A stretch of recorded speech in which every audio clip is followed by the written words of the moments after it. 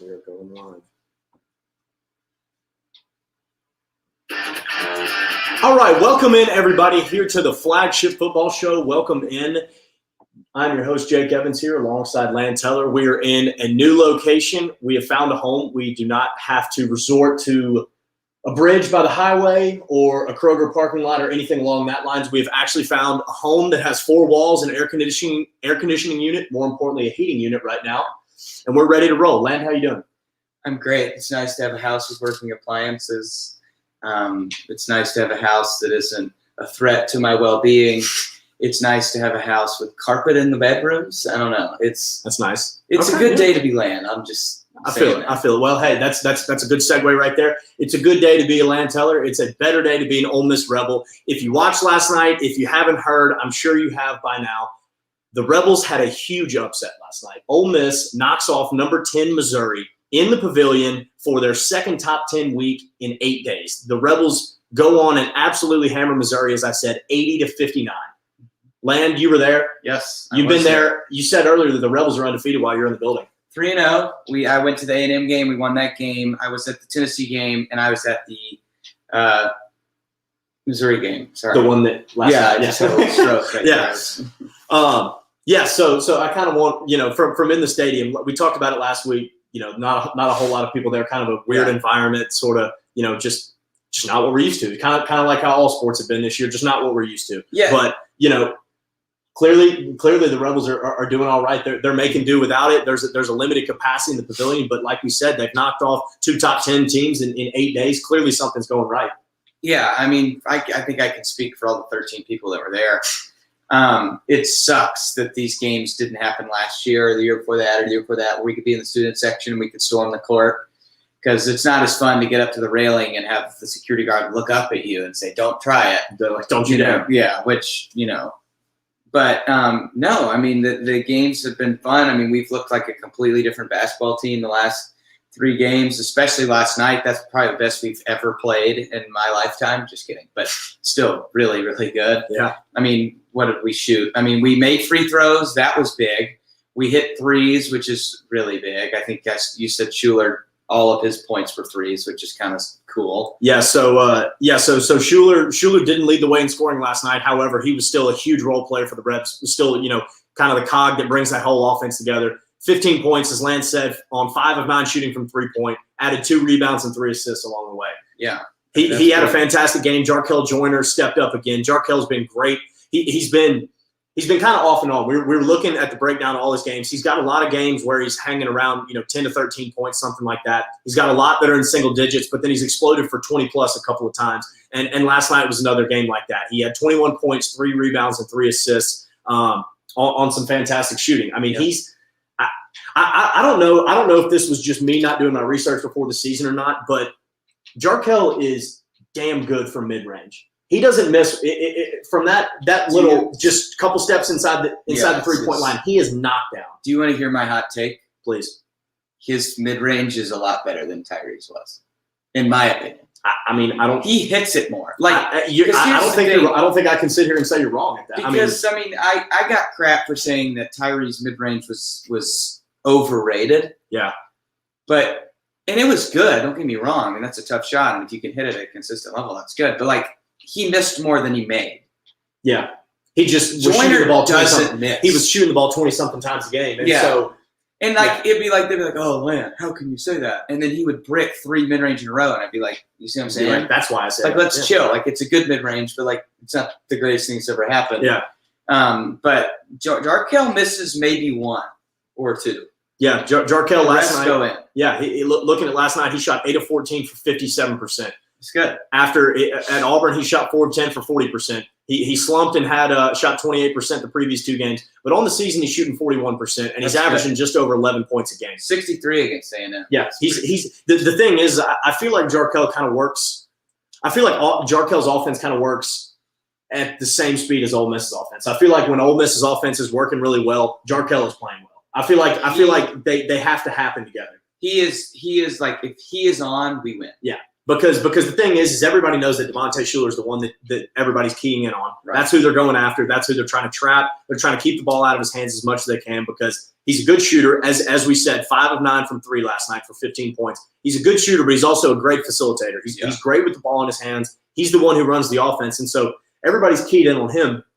But like we're saying here, when you get Jarkel in the mix, then you got another, threat, a real threat at guard that they have to take seriously. And that's kind of been Ole Miss's calling card the last couple of years. They've always had a good backcourt. In the last handful of years, there's been a good backcourt. Right. There's been 2 good options to bring the ball up, shoot it, pass it, etc. And Jarkel's done a great job filling in. I think he was kind of a question mark coming into the year just because we weren't sure how he was going to step up into SEC. To be honest with you, we expected him to be a lot better than he has been. I will say he has shown, flashes of being what we wanted him to be. Mm-hmm. But I'm telling you, when he's on, we win. Like when he scores a lot of points, we tend to win games. Yeah, more times than not, the Rebs come out on top when Jarkel's playing well. Right. Well, and then we were looking at the rest of this box score here. It was not a 1 or 2 man effort by any means. Jarkel, like we said, led it with 21 and Schuler with 15. But then you also had Luis Rodriguez, who's been playing a lot more minutes this year. He was hurt and missed pretty much all of last year. He's been fantastic. He's been a fantastic addition to this offense. 15 points last night on 6 of 7 shooting, added 6 rebounds. KJ Buffin KJ's been going through some things, hasn't played a whole lot the last couple of games. Also, that kind of goes hand in hand with the fact that Luis Rodriguez has played really, really well. Yeah. But KJ Buffin last night doubled his minutes from the previous 3 games. 9 points, 6 rebounds, 4 assists, 3 steals, 2 blocks. He was a Swiss Army knife. It wasn't a flashy game. Yeah. Nobody came away from it going, "Hey, KJ Buffin was the dude." Yeah. But the numbers don't lie. He was all over the place. And this is the thing that I was going to say. Like, here's the interesting story from last night, and I think a big reason that KJ Buffin was playing as much as he was that Romello White was in foul trouble for the most part. For sure. So we played probably our best and most complete game without probably one of our best scorers in Romello White. He had a huge game against Auburn. Scored 30, I think. I think it was 30 against 30, Auburn. yeah. And you think like we expected him to get a lot of chances, and he did well when he had the ball, but he was in foul trouble. Mm-hmm. And so Ole Miss did what we did last night without one of our best players. And I think that's a big reason why Buffin played as much as he did. Mm-hmm. I thought Buffin played fine. I mean, I think his decision-making always leaves me scratching my head sometimes. But I think every once in a while, I think because KJ Buffin's played since his freshman year. He stepped on campus and played immediately. And I think part of that, I'm looking for the right word, and I'm leaning towards, I don't really know exactly what I'm getting after here. I think I don't think it's an ego. I don't think it's anything like that. I just think that he's played a lot more than a lot of these other guys on this team. Right. And in his head, maybe that's maybe that's telling him he should get the ball more, he should shoot it more, whatever. It's questionable just play. Like, I think he tries to do too much. Lost. He just tries to do too much with the ball. That's probably it. He gets lost on defense sometimes. Where like there were some plays under the basket where he was like sitting here and the ball was literally right behind him and he didn't know what was going on. But he played well last night. I think when he does well, it helps for sure. And I think, I will say though, I don't expect him to get this many minutes consistently. I think if Romello White stays out of foul trouble, I think if Robert Allen keeps contributing hustle stats like rebounds and assists, because he's out there to hustle. I mean, Robert Allen's not the guy that's going to be drawing double teams and dropping 25 points a game. He's there to get, he's there to dive on a ball. He's there to get a rebound. He's there to get an assist and probably shoot some free throws. And he's also there to, kind of, alleviate some of those minutes from some of the guys. Right. Exactly. He's there to come in and play, a good couple of minutes here and there just to give some of those guys a break because, like you said, when it comes down to it, the lineup for this team, the winning lineup is Schuler, Jarkel Joyner, Luis Rodriguez, Romello White, and then would you say KJ Buffin is the 5th? I would put Romello at the 5. I think he played the 4 last night. Or I'm not saying position-wise. I'm saying just the 5 guys. I'm saying would you put KJ as your 5th guy? I guess so, yeah. Because at this point, we talked about it, I think, a week or two ago. Kermit's done a lot with this offense. He has moved a lot of pieces around. I think he said it. I think we talked about it last week. His quote was that he had basically tinkered with this offense more than any offense he's ever worked with before. We were saying that's kind of scary to hear. You don't really love to hear that. However, he said that, and the Rebs have won 3 straight since. Mm-hmm. I mean, we were laughing about it. I think that after the second episode, we quit recording and we went, man, basketball talk is getting tough. Yeah. It is getting hard to talk about basketball because, for a couple of weeks there, it was bleak. I mean, people were on the Rebs were on the edge of losing their fans. Not for good. I'm just saying, just losing us for this year. It was. Right. We were. It was that close. I was down. I wasn't far behind you. I mean, this team had a lot of promise. They had high expectations for themselves. They talked about it. They said, "Look, we're a March team. We are a March team," and they said it before the year.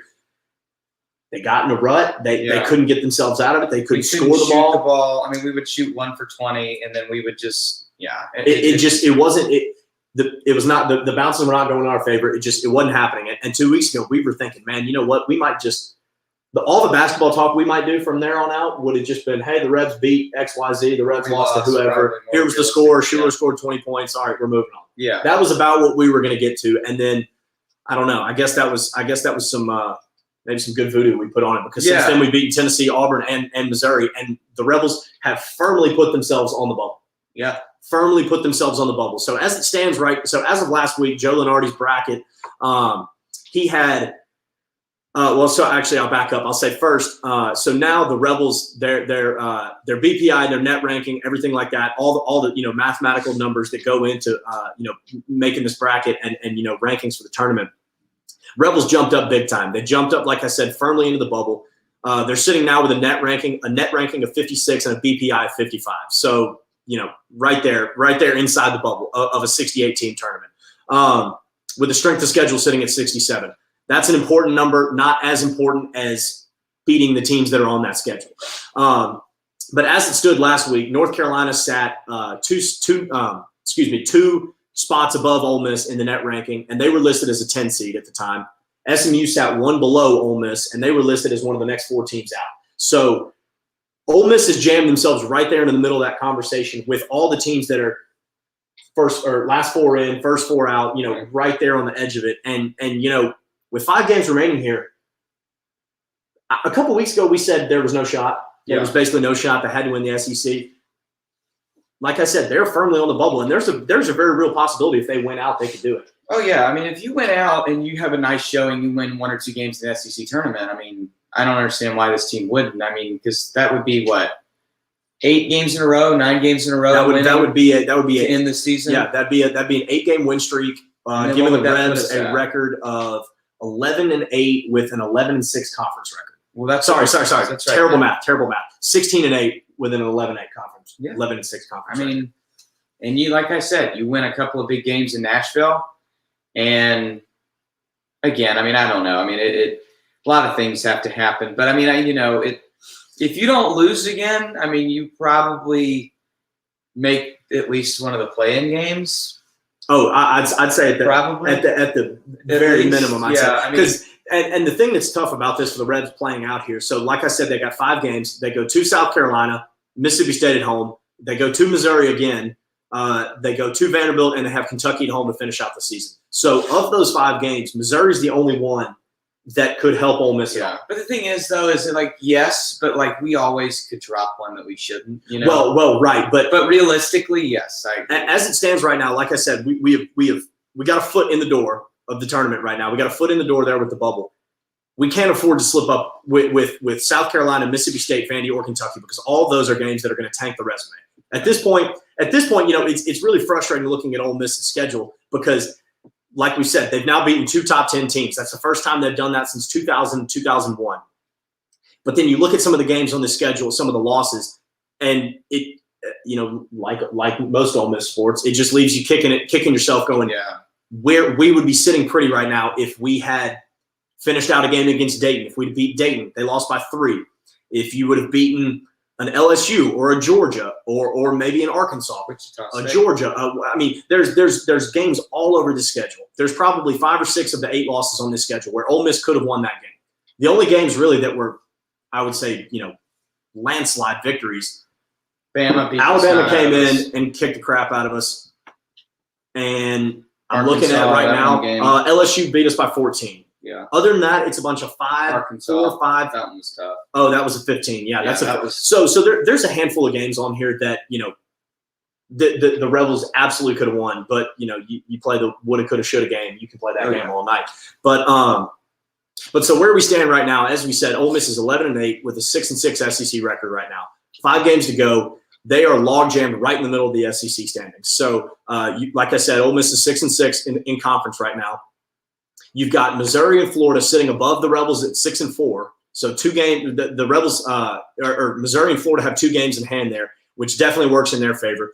And then you've got Mississippi State and Auburn sitting right below Ole Miss at 5-7. So where we're sitting right now, like I said, it's a big log jam right in the middle of everything. There's still a lot of basketball to be played. We play Mississippi State. We play Missouri. We've got matchups against both of the teams that we can move in the standings with. Yeah. But like I said, the thing that's just tough is that 4 of these 5 don't help the Rebels at all. And to be honest with you, yes, but winning is winning. If you win these games, I mean, you win. What is that? If let's say you lose Missouri, but you win the other ones. You lose 7 of your last, or you win 7. You win 7 of 8, and 2 of which are against top 10 teams. Mm-hmm. Almost all of them are against quadrant 1 teams. I mean, yeah, those teams are bad, and we should win those games. But if Ole Miss wins them, they're wins, and then you're sitting. We probably get some separation between state, and probably some separation, maybe with Missouri. I don't know who else they play, but I mean, I just think that if we just have to win these games, and if we win these games, then I mean and then it'd be really nice to go pretty deep in Nashville. Yeah. Well, and the thing where it just kind of stands right now, and it's a somewhat familiar position for the Rebels, but it's we control our own destiny. That we are firmly in the driver's seat, controlling our own destiny. We get to decide where the car goes from here. Yeah. If we win 5 games, we will be in the tournament, unless we go and lay an egg in the SEC tournament. Which is always a possibility. It's always a possibility. But the thing is, this year, and this is kind of what has given me so much hope for the last 5 games of the season, is that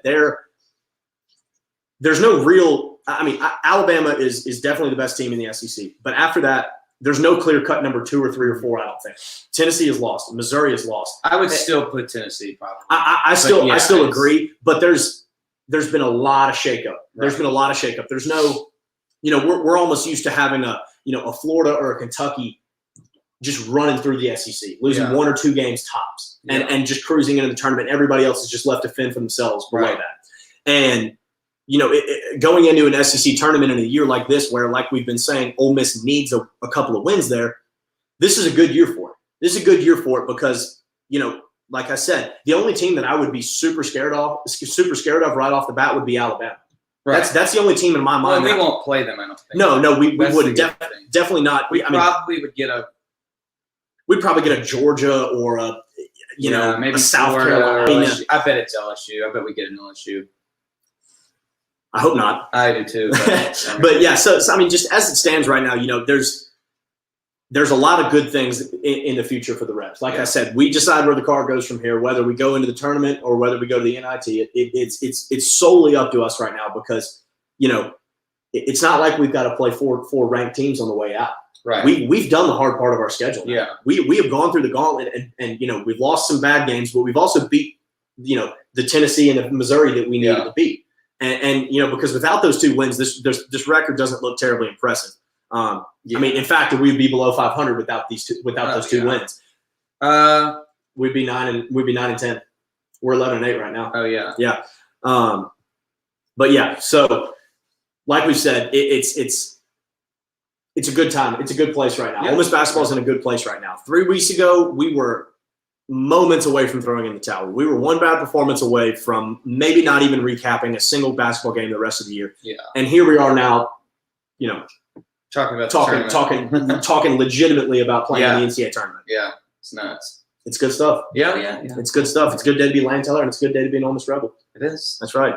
All right, so we're gonna move on. We're gonna talk a little football here on the way out for the next few minutes. So we've got kind of National Signing Day last week. All that is wrapped up. The classes are getting finalized. The Rebels signed the 18th class, the 18th best class in the country, as we talked about last week. And there's a lot in that class that is good things to look out for, things that we're excited about for this next year. We're happy with where the program's going. The one thing right now, there hasn't been a whole lot of negative news for Ole Miss in the last couple of weeks and months. Jeff Lebby right now is square smack dab in the middle of the UCF head coach conversation. And it's unfortunate because obviously he just put together one of the best offensive seasons in the history of college football. And, it makes perfect sense. Yeah. But we signed him to a contract. I thought we extended. We did. We did. Is that not? I guess they could buy him out. They would just buy him out. They could buy him out because they'd be buying out a couple $1 million contract versus a Lane Kiffin $20 million, something like that. Yeah. He's making he's a coordinator. He's making a mill and a half, something like that. Yeah. It's not the most money in the world. But yeah, he's sitting right there, and obviously the Rebels don't want to lose him. It would be really, really tough because Matt Corral would play with his fourth offensive coordinator. That would be 4 offensive coordinators in his time, which that just blows my mind. You cannot succeed in a football program if you're turning over your coordinators every single year. You can't expect your players to develop the way you want them to develop when you're changing the system on them every single year. That was the big thing going from Matt Corral. Plumlee took his job because he doesn't fit in Rich Rod's offense at all. Could not have been further away, talent-wise from where he needed to be to play in that offense. He comes back this year. John Rice Plumlee could not have been further away from playing in Jeff Lebby's offense. Yeah. And so, now we're sitting here where we're expecting Plumlee to be turn up as a slot receiver next year. That's where we expect that to go. We expect Matt Corral to come back and have, a legitimate shot at the Heisman, to be quite honest. I mean, like we talked about, if you take out the LSU and the Arkansas game, his numbers are impressive. Now, granted, it was not near Mac Jones or Devontae Smith, and Kyle Trask, people like that, but he put up a phenomenal season. And here's the thing is, I will say, yes, Lebby would be a huge loss, and I think we need to do everything we can to keep him. But I mean, the difference though is that it's not like it's a Matt Luke or something else. Lane Kiffin is. We feel better. Because Lane Kiffin's probably up there. We don't know the breakdown. We don't know how much of that was Lebby or how much of it was Lane. And so, I think, if we really, look, we got to keep him. We need to keep him. I think it'd be, super huge to keep him. But, I don't think it would be as detrimental as losing a Lebby and a Matt Luke coach team. It's just because Lane Kiffin is such an offensive mind, and the relationship that Matt and Lane have. You feel confident that Kiffin could go seek out another guy that is a Jeff Lebby, or just somebody that can look the part. But I think I don't know how much. I don't know if Lane was calling most of those plays. I don't know. That's the thing. It's Lane is an offensive mind in of himself. If Mike McIntyre was our head coach, or if Matt Luke was our head coach, or even if even an Ed Orgeron or something like that, the loss of Lebby would be huge. But the fact that it's Lane Kiffin and the fact that he is such an offensive mind in of himself, that's the benefit of having somebody like Lane Kiffin, where you can lose a high quality coordinator, I think, and still probably perform to the same level. You still feel comfortable because, like you're saying, a couple of years ago, if Matt Luke would have hired somebody like Jeff Lebby, it would have been man, diamond in the rough. Talk about diamond in the rough. Yeah. Matt Luke, of all people, not some superstar coach, finding a talent like Jeff Lebby. That would be phenomenal. Lane Kiffin, on the other hand, this is something that you've come to expect a little bit. Worst case scenario, the Rebs do lose Jeff Lebby to UCF. It won't keep me up at night. Is really the main argument. It's a bummer. It's going to be a bummer. We absolutely don't want to lose him. We definitely want to keep him if we could. But to be quite honest, it's inevitable at this point. He is going to get hired away as a head coach. Whether or not he gets hired as a Group of 5 head coach, or if he gets straight to the Power 5, right? That's a question for the future. But as it stands right now, Jeff Lebby is not going to stay an offensive coordinator. Yeah. He is more than ready to take his own program. He's put up the numbers. He shows that he can do it. He is widely recognized as one of the top guys, coming up in the coaching world right now. And, I really think the worst part about it would be that I think, by all indications, Jeff Lebby and Randy Clements are attached at the hip. He's the offensive line coach. Yeah. Randy Clements and Jeff Lebby are, like I said, by all accounts, are attached at the hip, and so we would expect Clements to leave with him. Hiring an O-line coach, that's not the end of the world. That's not the biggest thing. We'd be okay there. Obviously, though, that would just knock us down a step for a little while, having to look for a new O-line coach. And then some of the other rumors are that Derek Nix could be going with him. That would be. Okay.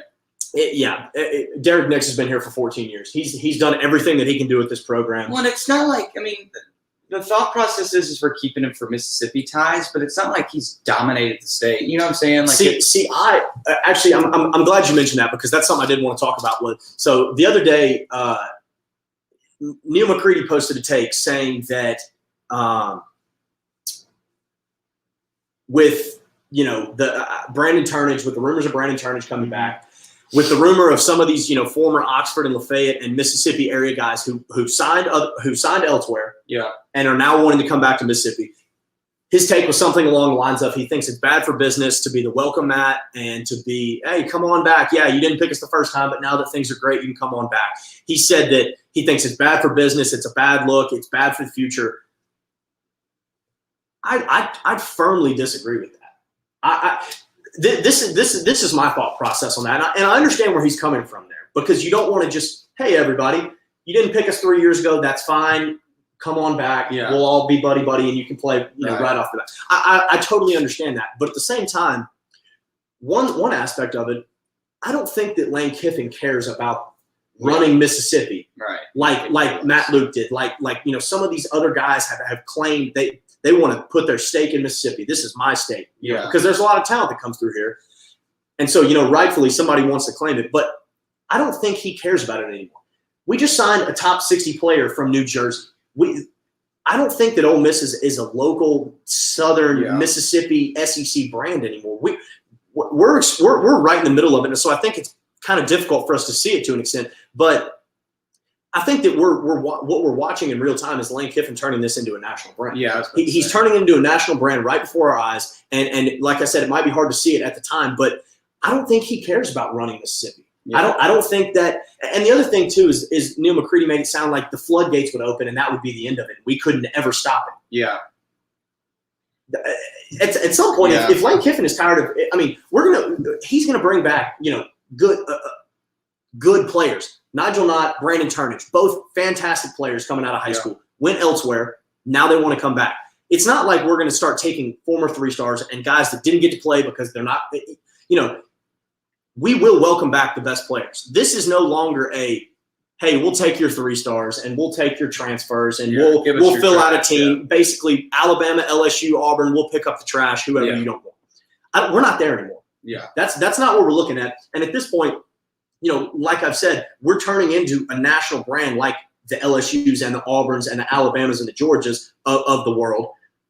And I think this is going to be a result of it, is that we're going to have some of these guys that are coming back. And I think that's proof. Nigel Knott and Brandon Turnage, like I said, they see what's going on here. Yeah. These guys are still connected in Mississippi. They're still from Mississippi. They're looking at what's going on at home and they're going, damn, I want to be a part of that. Who's to say why would you stop somebody who's better than 80% of the people on the roster at that position from coming back and competing for that spot? Yeah. Here's my take on it. This, I'm with you. Who gives a flying frick? I don't care. If they are good, I want them. Bring them to play for us. I could care less if they were at ICC or if they were at Bama or if they were – because I don't care. I don't care if they went to the moon for a year. Yeah, exactly. Bring them back. Just bring the best. Here's the thing. Athletes win games. That is the difference. And the games that we lost is because we got out-athleted. And so that's all Lane Kiffin cares about. He could care less about Mississippi Made. He could care less about – winning it for our state. I mean, he wants to recruit at a very high level. And if that means that it's guys like Brandon Turnage, fine. Because in all honesty, when we were recruiting him, why would he have come? Exactly. I mean, Crime Dog was running the show. A couple our years defense ago was trash. Yeah. We were winning 4 games a year, 5 games a year.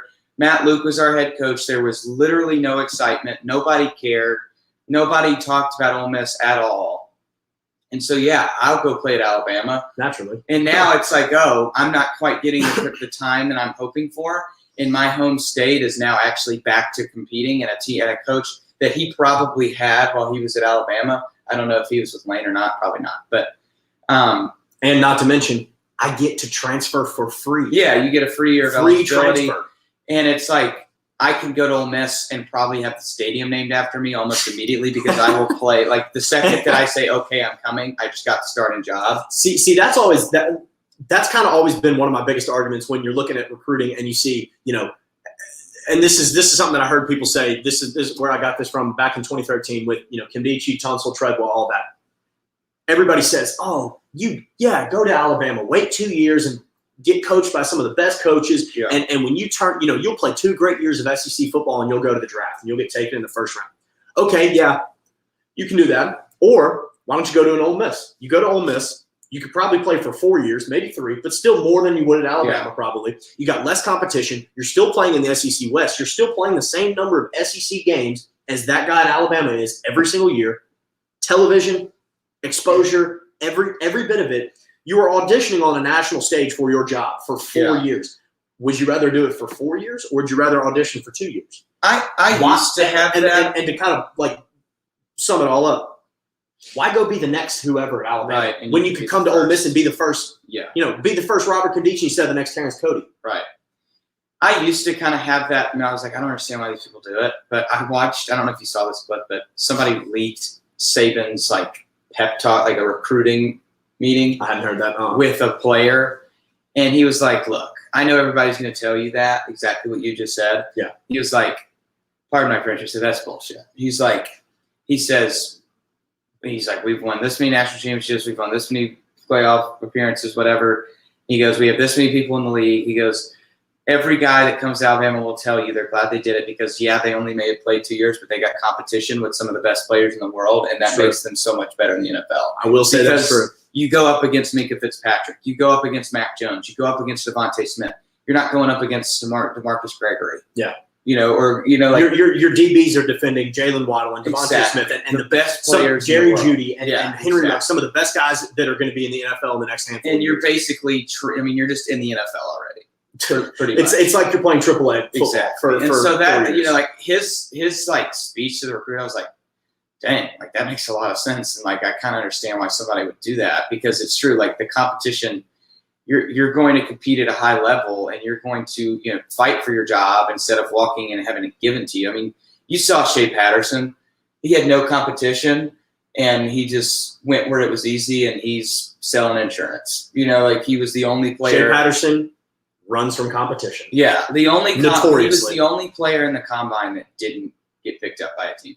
The only player, the only player in the combine that did not get drafted or signed to any capacity of a team. Well, and you know what I love is that he did get signed at some point by the Chiefs, but the Chiefs also signed Jordan Ta'amu at the same time, and they cut Shea Patterson before they cut Jordan Ta'amu. Yeah. So Jordan Ta'amu, everybody was under the impression that Shea Patterson, after he got hurt, was going to come back the next year, resume the starting job, yada, yada, yada. Well, Jordan Ta'amu comes in, plays pretty damn well the last half of the season. Great wins against Kentucky, Mississippi. I mean, he has. He played a good season, and it looked like the job was gone. Shea Patterson was going to lose that job. He ran away. He transferred. He didn't ever, come back and compete for that job. He ran from the competition, and we got to see it in the NFL. He still lost to Georgia. Yeah. He still would have lost. Yeah, Shea Patterson just wasn't very good. I'm trying to think. Did we have a different quarterback every year? What? We did. What year? We had a different quarterback every year that we were in college. We had Shea Patterson, Ta'amu, John Rice, and Matt Corral. Yeah. That's fun. Yep. We've had 4 quarterbacks, 3 offensive coordinators. Yeah. 2 head coaches. And 1 bowl. And 1 bowl game. Mm-hmm. So look, getting back on Lebby, just to kind of wrap that up. So he's the front runner in a lot of people's minds. The other names that have been mentioned there are Gus Malzahn and Phil Longo. Oddly enough, 2 of those are Ole Miss offensive coordinators. 2 of those are our 3. 2 of them are our 2 of our last 3 offensive coordinators. Yeah. Lebby's the exciting one. He's the innovative play caller. He's the run and gun fast guy. Future of football. Malzahn, most people say he's the proven, tried and true. He can get it done. He's done it in the SEC, so why couldn't he do it at UCF? That's a lot of people's mindset with him. Phil Longo, I don't know what the hell you're thinking if you want to hire Phil Longo. He's like Lebby, though. I mean, yeah, but worse. North Carolina's he is a Walmart version of Jeff Lebby. I just think that if Jeff Lebby is Dr. Pepper, he is like Dr. Thunder. Yeah. Like I definitely think he helped himself last year at North Carolina. I mean, he was part of that team that was pretty dadgum good. But it was funny though. The same issues plagued him. He still couldn't score in the red zone. Yeah. He still couldn't run the ball very well. It's funny. It was the same issues, but just on a different scale. Yeah. I mean, I think he did a lot better at North Carolina. I mean, they ran the ball a lot better there than they did with us. Mm-hmm. I mean, there was a game where he also had a great quarterback in Sam Howell. Yeah. He's got one of the best quarterbacks in college football with him. But there was one game where they had 3 running backs that all had over 100 yards rushing. Two of them had 200 yards, one of them had 100 yards, and they blew them out though. So he last season with Mac Brown, I mean, he deserves the looks he's getting. Mm-hmm. And maybe Ole Miss was a stepping stone where he had to learn some stuff. I don't know, but maybe he finally decided, I don't need to do this run to space mantra or whatever. I would be interested. I would be very interested to see how he would do. I mean, I think he is in a lot better place as a coach than he was. For sure. Because I think with Mac Brown was like, this is the stupidest thing I've ever heard, run an actual offense. Yeah. And now he's like had to actually like do offense instead of Matt Luke going, hey, do what you want. This is your job. I'm getting out of the way. Phil Longo is coaching under Mac Brown, who I'm gonna pull this off the top of my head. I don't know the exact number, but I want to say he's probably been a coach for somewhere in the neighborhood of 20 plus years, maybe 30. Time, yeah. Here, let's one of the best coaches of all time. I mean, I'm gonna look that up honestly, because he was at Texas for a long time. He's been great. He's been very good at North Carolina. Let's see here. He has been a coach for 31 years. Yeah, I was about to see if I can find it. Yeah, he started coaching in 1985. Yeah. So we were negative 25 years. Sorry. Gosh, I'm so bad at that. 9. Negative 13 when that happened. Well, he's been coaching for 31 years. We're 22. Yeah, I'm bad. I told you. Okay. Really average. That's not why we're here. Yeah, we're not here to count. We're not here to play school. Yeah. Yeah. So, kind of wrapping up, the football talk and everything. An announcement that came out yesterday. The recruiting dead period that has kind of been going on ever since COVID. The rules that are keeping official visits on hold, keeping coaches from traveling to players, things like that. Basically, all the in-person interaction that coaches and players get through the recruiting process. There's been a dead period on the whole time, and it was suggested that in the February board meeting that is happening, I think, at the beginning of next week, that dead period get extended to May 31st. So, that's not great. That's not great for anybody. But at the same time, it's all right because it's bad for everybody. Right. Nobody's falling behind there. Exactly. And honestly, I really don't even hate it that much because I think Lane Kiffin and his style of recruiting and his, we saw the other day, he's generating twice as many social media interactions as the next best head coach in college football. That's what's happening right now. That's where recruiting is right now. It's on social media. It's on Zoom. It's FaceTimes. It's all virtual. And there's not anyone in college football better at it than Lane Kiffin. Yeah. Nobody's better at it than him. And so it almost, that almost doesn't even upset me. Obviously you need people on campus. You want guys to come see the campus. But I don't care. It's like if everybody has to do it, okay. Like I think that we have a leg up on everybody because we're not, Eli Drinkwitz. Yeah. We don't have, you don't have kids. You don't have kids that go like. I'll be honest. If I'm in high school right now and I get a call from Drinkwitz, hey, you're getting offered by the University of Missouri. I'd go, who the hell is Drinkwitz? Who is? I think he. I would have to look him up, and that's just that's the thing is that's what separates Lane Kiffin from some of these guys is the recognition, immediate recognition. And everything that every word he says, every item of clothing that he wears is all focused on recruiting. Yep. And there's nobody better than him at it. I don't think there is. Obviously, he didn't sign the top class. Dabo's up there. And he won't. It'll be a while before he ever could get close to signing a top class. As long as the Sabins and the Kirby Smarts and the Ryan Days and the Dabos are still out there, college football is going to be run by that blue blood hierarchy of 5 or 6 teams. But he's right there with it. He's knocking on the doorstep. He's showing that. I mean, he's a legitimate SEC coach sticking around. He can do it for real.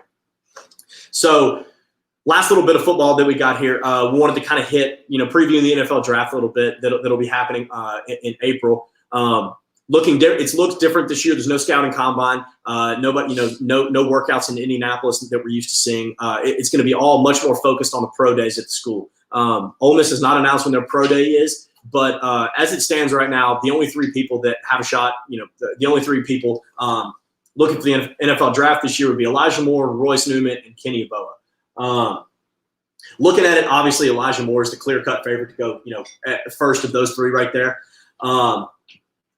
I've read and I've heard that really nobody's really sure where he's going to go.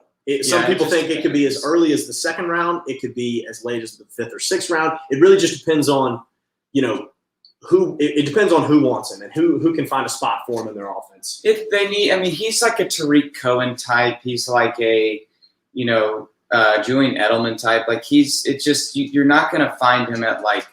To be honest with you, like I think a lot of teams would love to have that kind of speed and that kind of like just athleticism that he has.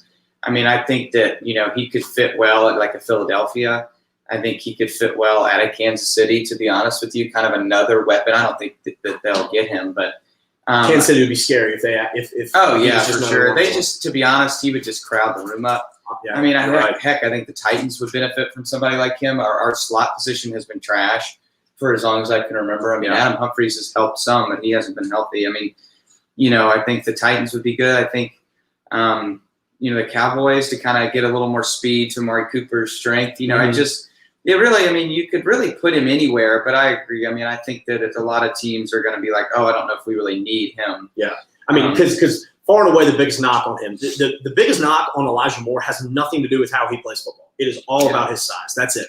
It's all about 5'8". I don't even think that's a thing anymore because of guys like Tyreek Hill. See, I was going to say the same thing. I think at this point, it's been completely debunked that you got to be 6'3" to play wide receiver in the NFL. Right. Tyreek Hill is one of the best players in the league, and he's barely tall enough to ride the roller coasters of Six Flags. Yeah. The day of needing to run past people and jump over them and bully them. Obviously, there's places for it because guys like DK Metcalf succeed and Julio Jones. But you don't have to be a bruiser. Guys like Michael Thomas, like that was his big knock, was he's not big enough. And not counting last year, he is probably one of the best receivers in the league, if not the best. Sure. AJ Brown, I guess he's kind of a specimen. But, you just look, Julian Edelman, Cole Beasley had an amazing year this year. Guys like Michael Gallup, not very big. There's room for guys like him. Well, and it's kind of what we've been saying. You were saying a minute ago, college football's changing more about athletes. Yeah, that's progressing up in the NFL. Mm-hmm. Obviously, there's always going to be a place for the big guys, the big boys in the trenches, the big running backs, your big receivers, things like that. There's always going to be a place for that. But there's more of a place than there ever has been before for guys like Elijah Moore. Yeah. A 5'8" wide receiver 5 years ago would have had if he put up the numbers he did this year at 5'8" in 2010, I bet you he goes undrafted, maybe makes a practice squad, returns some punts for somebody, maybe gets a chance to play receiver. It depends. But the thing is now, that like I said, that size is not a big factor anymore. People want playmakers. People want people who know how to manipulate space, who know how to get open. Elijah Moore is one of the top graded receivers. If you throw the ball in his direction, he will catch it. Yeah. Almost every 99 times out of 100, he's going to catch the football. Right. And so, if you got a guy who runs clean routes, who gets away from people, who knows how to get to space, and who can catch the football, what the hell else do you need in a receiver? Yeah. Tell me what. Well, and that's the thing is people tried to cover him, and he still would run down the middle of the field wide open. Yeah. And that's, I'm not a head coach, but that sounds like seems it's to be pretty good. Yeah, that seems to be the main objective of the game. It's kind of what you want, I would think. But like I said, I'm not getting paid to do that. So that's correct. But yeah, I don't think, to be honest with you, I don't think there's another player that we have in the draft that's really gonna surprise anybody. I don't think Royce Newman. I think 7, maybe undrafted. Yeah. And Kenny Yeboah, I mean, I think Kenny Yeboah is a phenomenal athlete. I think whoever gets him will get a steal, in my opinion. Yeah. I mean, I think he's kind of like a mismatch. He's got not the fastest guy on the field, but I mean, he's pretty fast. I mean, he does what he's faster than some. And he's athletic and makes good catches. Yeah. One of the things that I've seen, a lot of people compare him to, and it's kind of weird because, it's weird to be compared to someone in your own draft class.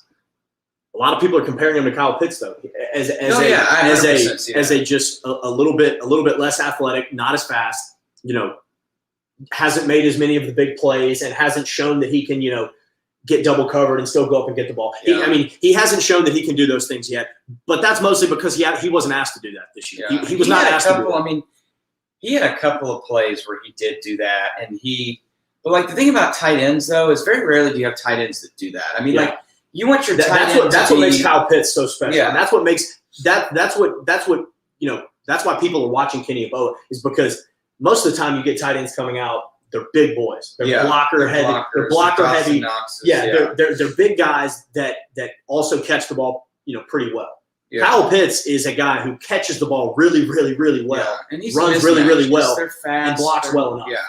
That's the thing, is that Yeboah and Pitts are the new age of tight end. Yeah. Kind of Evan Ingram kind of brought in. I mean, they're not George Kittle and they're not Kelsey, where they're just these monstrous human beings. That's a different caliber. I mean, it's these guys are a real threat. They can fill a good hole in the offense, and like we said, they're not just being used one-dimensionally as either only a blocker or only a pass catcher. They line up. They can do either. They can do either very well. Obviously, Kyle Pitts is he's going to be one of the top guys off the board this year. Rightfully so. But Kenny Yeboah is a guy who's kind of similar to him, like we said. He's got a big frame. He runs not as well as Pitts, but he runs well. He has proved that he can make good. He can go up and get the ball, and that he can make good plays with the ball in his hands. And like you said, I think that somebody will probably. I think somebody could reach up and take him as high as the 5th round. Yeah, I think it's very possible that we see him go in the 6th or the 7th round. I don't think he would go undrafted. I've got to imagine somebody's going to take it. The thing about the draft, though, is like, it may be a year where teams don't need tight ends. Yeah. I mean, there's so many factors that have nothing to do with his skill set that could cause them to slide. Year in, year out, the draft board moves so much. I mean, I was watching last night. One of ESPN's newest mock drafts has 4 quarterbacks going off the board, 1, 2, 3, 4. It's got Trevor Lawrence going 1, Zach Wilson 2, Trey, the North Dakota State quarterback, going 3. Yeah. And then Fields. Yeah, Fields going 4. I don't. You don't see. But, yeah. I personally don't either. But year in, year out, you might see 4 quarterbacks go off the board first. Exactly. You might see. I mean, I think it was last year, a couple of years before, where we saw like 8 receivers go in the first round. Yeah. Really, just year in, year out, the draft classes are different. I don't know anything about this tight end. I know Kyle Pitts will be a first-round draft pick probably, but my thing is like he could be the 2nd or 3rd tight end taken. Like I said, I don't know anything about this class in terms of tight ends, so I don't know who else is available. But the first 5 games of the year, Kenny Yeboah was the man. Like, he was killing it. And then Elijah Moore takes over and he doesn't. But the thing is he was I don't know. I mean, it'll be interesting. I think whoever gets him will get a good athlete. I think Yeboah could be really good. Yeah. I personally think he probably would have benefited from another year. I think so too. But we'll see. I mean, I'm excited for them all. I think, it's always good to have just names in the draft. Yeah, for sure. And hopefully they can continue our run of having just freak athletes like AJ, Dawson, DK, get in the draft and just tear it up. That'd be phenomenal. Mike Hilton, that kind of stuff. It's great for the brand recognition when you can point to it and go, hey, come to Ole Miss, because in 4 years you'll be doing that. Yeah. You'll look like DK Metcalf. Right. Granted, no one will ever look like DK Metcalf. Yeah. But hey, it's good. It's good promise. Zeus might. Yeah, right. Yeah. But, Zeus might. Yeah. Yeah. But he's gonna have to do a lot to try and catch him. Yeah. Yeah. All right. So that's about all we got here for today. Michael Spears will be back with us next week. He's busy with baseball right now. Rebels are single digits away from I guess it's 8 days now from opening game. In Arlington at the State Farm Showdown. I think it's another week. I'm I'm pretty sure. No, we're it's like the 19th. Oh, you're right. It is the 19th. No, we're like 8 days away. You're right. You're right. Yeah. So the Rebels, we're about a week away. He'll be back with us next week. We'll shoot to record that episode early in the week because he'll be leaving with the team, obviously, to go travel to Arlington. Yeah. But we'll be back with him next week. We'll get him to bring us his baseball preview. He texted us earlier before we went on and said he was going to bring the heat. So everybody tune in next week. We'll have the baseball preview with Michael Spears, just a few days out from baseball season. But yeah, to wrap it up, it's a good day to be an Ole Miss Rebel. The Rebels knock off number 10 Missouri. We're looking here down the stretch. The Rebels could actually go dancing. It could happen. It is a very real possibility here. So with 5 games to go, like I said, the Rebels control their own destiny. They're the ones driving the car, and if they take care of business, we could be looking at a dance. So yeah, that's all we got from here for the flagship football show. We thank you to the Rebel Walk. We thank you to everybody who's tuned in the last couple of weeks, and we look forward to hearing from you next week.